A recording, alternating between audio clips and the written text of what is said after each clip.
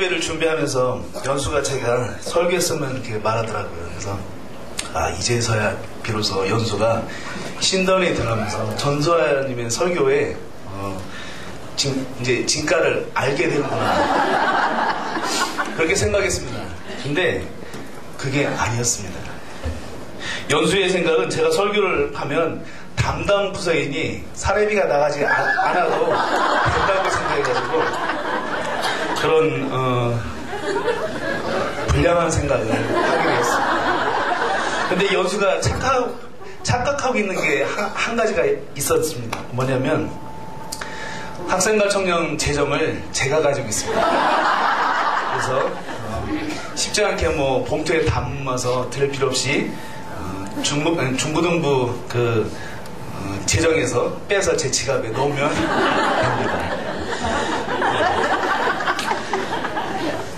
참 불량한 생각했는데 우리 아이들이 좀 전에 찬양을 했는데 실전에 강한 줄 알고 아까 연습시켰더니 지금까지 제가 한대교회 와서 실전에서 가장 약한 모습을 보였습니다. 그래서 막춤을 추면서 아이들의 놀라운 교회 연극을 한번 우리 재현해보자 했는데 재현이 안 됐습니다. 그래서 하나님께서 엘리야에게 사르밧에 있는 과부에게 가라고 말씀하셨습니다. 하나님이 결정했지만 간혹 우리가 이해가 안 될 뿐더러 당혹할 때가 분명히 있습니다. 목사님께서 뭘 시키는데 이해가 안 됩니다. 그럼 어떡하죠? 한대교회 성도님 순종을 잘합니다. 근데 충청권 이북에 있는 분들은 딴 생각을 가집니다. 왜 부자가 아니라 가난한 자였을까? 그리고 왜 하필 이방 땅 사르밧이었을까? 그리고 왜 과부였을까? 여러분 근데 이런 의혹을 어디서 많이 해보신 적 없으십니까? 기억나시지 않으십니까? 여러분은 이 질문을 어디서 많이 들어보셨는데 그리고 본인이 하신 질문입니다. 그 내용은 뭐냐면 우리가 예수께서 태어나셨을 때 했던 질문들입니다. 다른 사람들이 질문한 것이 아니라 내가 질문했던 내용입니다. 사람들은 대부분 어렵고 힘들 때 또한 우리에게 도움이 필요할 때 찾는 사람이 있습니다. 저는 당연히 하나님이죠. 당연히 나에게 도움을 줄 수 있는 사람, 그 사람을 찾아갑니다. 근데 찾아가는데 전혀 도움이 되지 않는 사람을 찾아가면 우리는 그 사람을 바보라고 우리는 말합니다.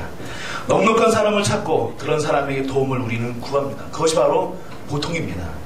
그런데 오늘 성경에 나오는 사르밧 과부 이야기는 이런 우리의 고정관념과 사고를 완전히 뒤집어 놓고 있다는 것입니다. 엘리야는 하나님의 종이었습니다. 기도하자 가뭄이 왔고 또한 기도하자 비가 내렸습니다. 제가 아는 어느 목사님이 하루는 교회에 상이 나서 장지에서 하반 예배를 집례하고 있었습니다. 근데 문제는 비가 내리고 있었습니다.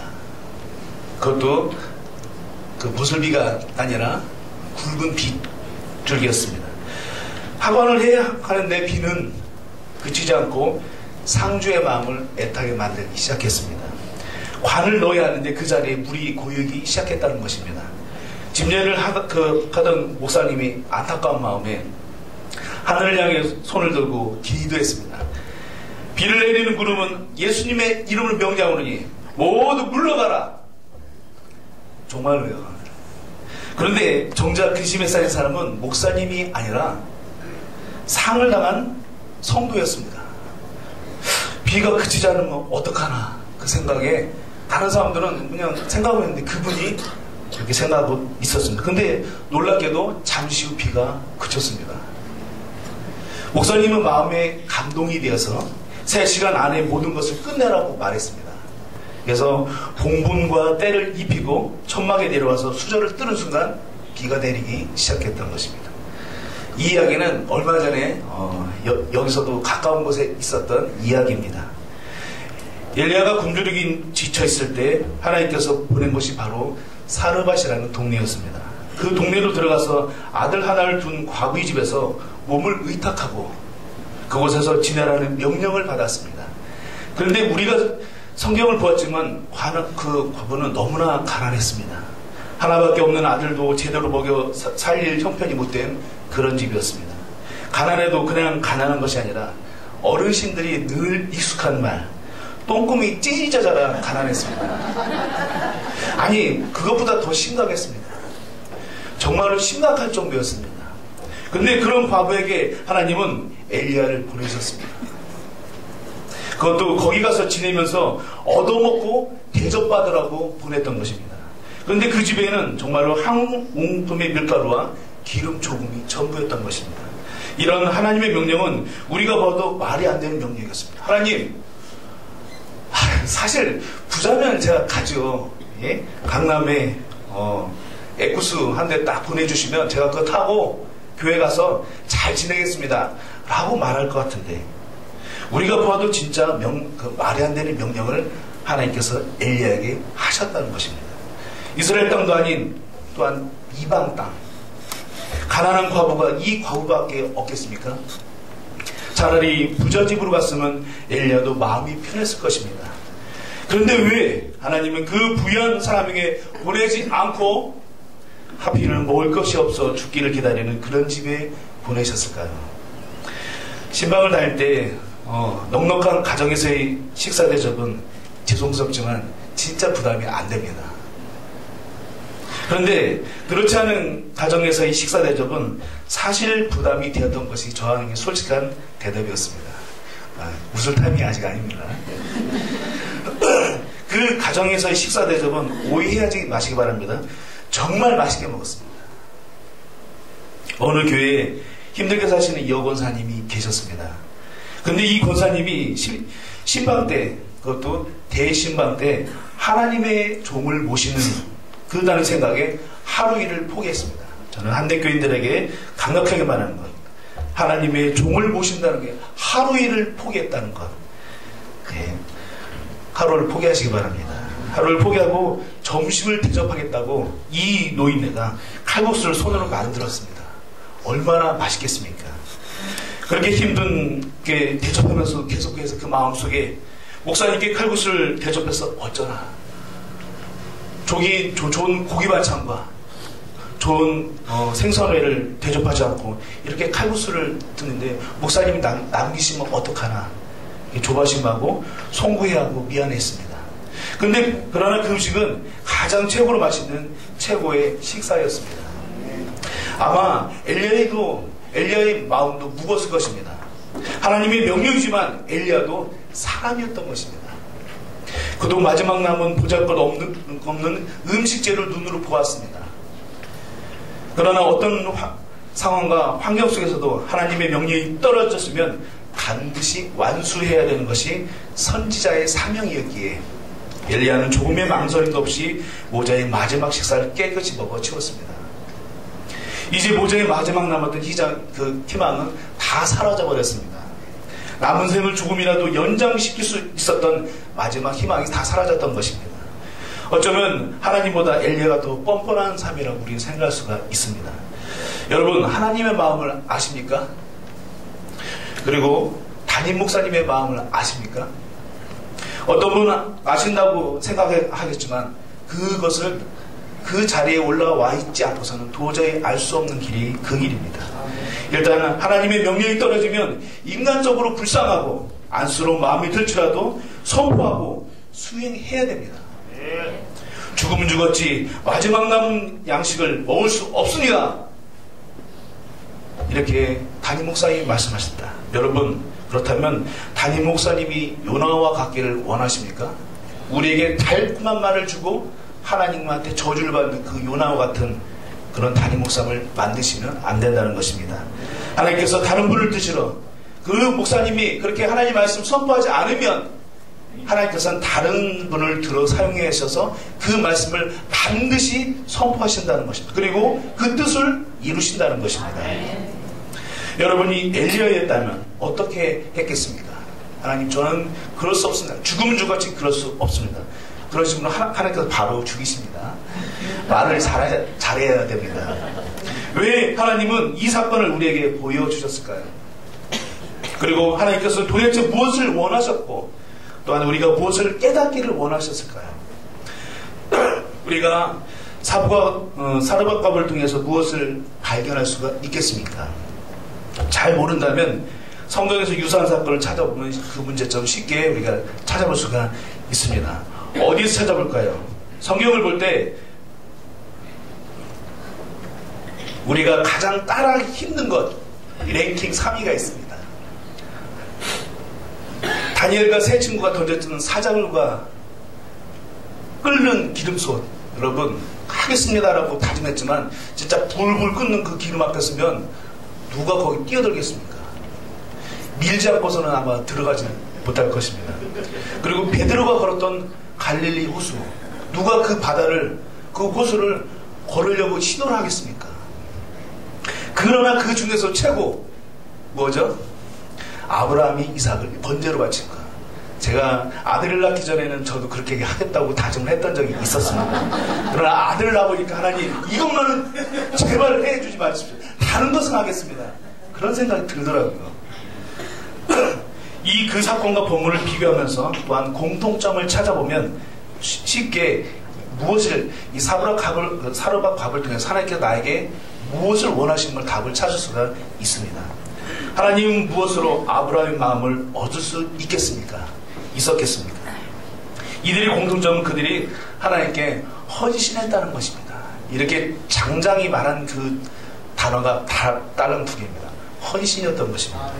헌신이 어떤 것인지 또한 어떻게 하는 것인지 하나님께서 본문을 통해서 우리에게 알려주시려고 사르밧갑을 통해서 우리에게 오늘 본문을 주신 것입니다. 사르밧갑을 통해서 헌신의 진정한 의미가 무엇이 진정한 것인지 우리에게 말씀하고 계신다는 것입니다. 또한 헌신한 자에게 하나님의 은혜와 축복이 반드시 임한다는 것을 또한 우리에게 확실하게 보여주는 본문이 바로 이 본문인 것입니다. 하나님이 기뻐하시는 헌신은 도저히 우리가 불가능한 상황 속에서도 하는 것입니다. 마지막 남은 그것까지도 원하실 때 드리는 것입니다. 그것이 생명과 관련이 있을지라도 그것을 드리는 것이 진정한 헌신입니다. 그러지 못할 바에는 우리는 헌신이란 말을 감히 사용할 수가 없다는 것입니다. 이 사건은 그동안 가졌던 저의 마음을 바꿔놓는 계기가 되었습니다. 여러분 어려운 분들의 대접을 저는 피했었습니다. 피하고 원했고 말로 피했습니다. 근데 이제는 피하지 않고 또한 그 마음을 헤아려 하나님의 크신 축복을 받기를 그분들에게 기도했습니다. 하나님은 때로 우리에게 말도 안 되는 헌신을 요구하실 때가 분명히 있습니다. 내 형편과 처지가 뻔한데도 하나님은 왜 나에게 헌신하시고 말씀하실까? 하나님은 나에게 이해할 수 없는 헌신을 요구하십니다. 하나님, 제가 이해되게 해 주시옵소서. 하나님 헌신은 제 생각으로는 도저히 이해가 안 됩니다. 하나님한테 따집니다. 그러나 그때가 가장 그 축복의 기회라는 것을 우리는 모릅니다. 왜냐하면 아무에게도 하나님은 그 하나님의 일을 시키시지 않고 거기에 맞는 분을 하나님의 일을 시키기 때문입니다. 많이 있는 것 중에 얼마를 내놓는 것은 우리가 누구나 할 수 있고 그것을 헌신이라고 말하기는 참으로 어렵습니다. 그러나 또한 거기에서 하나님의 축복을 기대한다는 것이 우리는 쉽지는 않습니다. 그러나 없는 중에서도 내놓는 것은 믿음이 아니면 불가능하다는 것입니다. 여러분, 우리가 쉽게 믿음과 헌신을 이야기하지만 진정한 믿음이 바로 오늘 본문에 다 나온다는 것입니다. 하나님께서 원하시는 것은 최선을 다한 헌신의 모습이었던 것입니다. 우리는 여러 가지 핑계로 그런 헌신을 주저하고 있습니다. 이런 차 안에서 한내교인들을 보면 참 대단하고 신기하기까지 합니다. 한내교회에 일어난 일들을 기적에 이었고 은혜였다고 저는 생각합니다. 저 전사가 지금 뭔 말을 하나 지금 계속 이렇게 생각하시지만 교회에 돈이 있어서 성전 건축을 했습니까? 돈이 있는 교회도 성전 건축을 포기하는 것이 바로 인례인데 한내교회가 어떻게 성전 건축을 했습니까? 전세를 월세로 바꿔가면서 한내교회 성전 건축을 했다는 소리를 들었습니다. 어떻게 그렇게 할 수가 있었는지 참 대단들 하십니다. 모두 힘들고 어렵고 가난했는데 그것마저도 하나님을 위해서 내놨다는 것이 하나님이 지금까지 축복해 주신 것이 바로 그 이유라고 저는 생각합니다. 그런데 그래서 바로 한내교회의 비전이 있다는 것입니다. 최선의 헌신은 하나님을 움직이게 만듭니다. 바꿔 말하면 하나님은 우리를 최선의 헌신으로 인도하신다는 것입니다. 그리스도인은 이 원리대로 살아가죠. 이 원리가 바로 그리스도인들이 가져야 될 그런 마음인 것입니다. 축복은 구하기도 하는 것이지만 하나님의 말씀에 순종해서 헌신하다 보면 하나님께서 주시는 것입니다. 이런 신앙의 모습을 오늘 헌신을 다짐하는 우리 자녀들에게 심어주셔야 됩니다. 오직 하나님 한 분만으로 감사하고 또한 기뻐하고 만족하는 삶을 우리 자녀들에게 공부와 돈만 물려줄 것이 아니라 이 믿음을 바로 우리 자녀들에게 물려주셔야 됩니다. 예수 그리스도를 통한 믿음이 얼마나 소중합니까? 우리가 예수 그리스도를 어떻게 믿었습니까? 지금 생각하면 생각이 안 나죠. 그러나 우리가 얼마나 처절하게 예수 그리스도를 믿기 전에 얼마나 처절하게 몸부림쳤다는 것을 여러분은 아셔야 됩니다. 그 몸부림을 우리 자녀들에게 물려주셔야 됩니다. 그 믿음을 가지고 살아갈 수 있도록 이끌어 주셔야 됩니다. 없는 것 가운데서도 나누어 줬을 때 하나님께서 채워주신다는 성경의 진리를 그 아이들에게 몸소 가르쳐 주셔야 됩니다. 헌신은 결코 쉬운 상황에서 빛을 발하지 못합니다. 결정하기 힘든 상황 속에서도 헌신이 빛을 발한다는 것입니다. 자기의 것을 포기했던 여인의 그 선택이 얼마나 아름다웠는지를 우리는 이 시간 깨닫게 됩니다. 가루통에는 흉년이 없어지기 전까지 가루가 마르지 않았고 기름병에 기름이 없어지지 않았습니다. 그들에게 가장 큰 축복이 그 자리에 임했다는 것입니다. 여러분 힘들고 어렵다고 하시지만 사르과 과부처럼 힘드십니까? 언제나처럼 하나님을 향한 마음을 포기해서는 우리는 안 됩니다.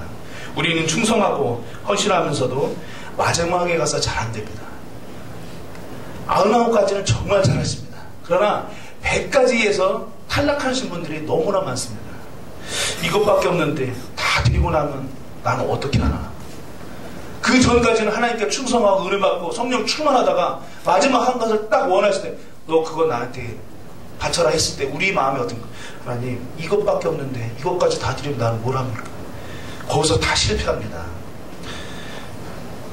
어느 교수님이 서강대에서 철학과 현실이라는 과목을 가르쳐 주셨습니다. 그 교수님은 수업 시간에 우리 일상의 구체적인 삶의 주제를 가지고 그 학생들과 토론을 하기 시작했습니다.